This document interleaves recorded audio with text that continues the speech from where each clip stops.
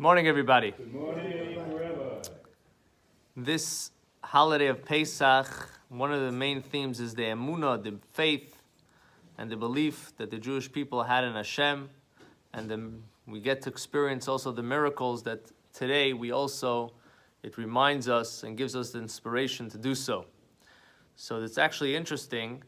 The matzahs that you're supposed to have are the round matzahs. The square matzahs is a modern machine matzah, but the matzahs that we have from tradition is round. The question is, why did they make it round? I know a bagel has a hole in the middle. Why does a matzah round? So it's explained that, first of all, we see the first reference to matzot in the Torah when Abraham gave food to the angels.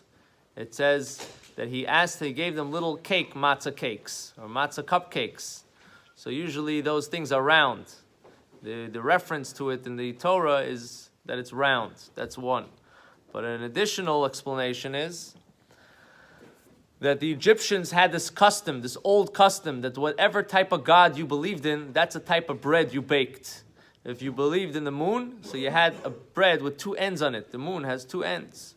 If you believed in God in different types of galaxies, so you had 3 ends, 4 ends.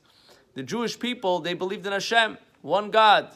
So they made a round bread to show there's no beginning, there's no end. It's one God. Everything is one. So the matzahs that we have today is round, that continues this tradition that everything is one. There's no beginning, there's no end. It's all one entity. So you have this connection when you're eating the matzah, in addition to the fact that the matzah is emunah, it shows on the faith of the Jewish people, that we were ready to take the matzah on our backs and just go. And where are you going? Going to the desert. I mean, what Jew travels without food? So they travel with a little food, but for who knows where you're going? But this is something that represents the emunah. So this year, make sure you have your shmura matzah, you have your round matzahs, because in addition to the fact that's the authentic matzah, the handmade matzah, it represents the emunah, the faith that the Jewish people had in Hashem, and the faith that we have in Hashem. And when you have faith, this opens you up to tremendous blessings. In Hebrew, being worried is called da'aga. Da'aga has every letter in the alphabet from the beginning besides one.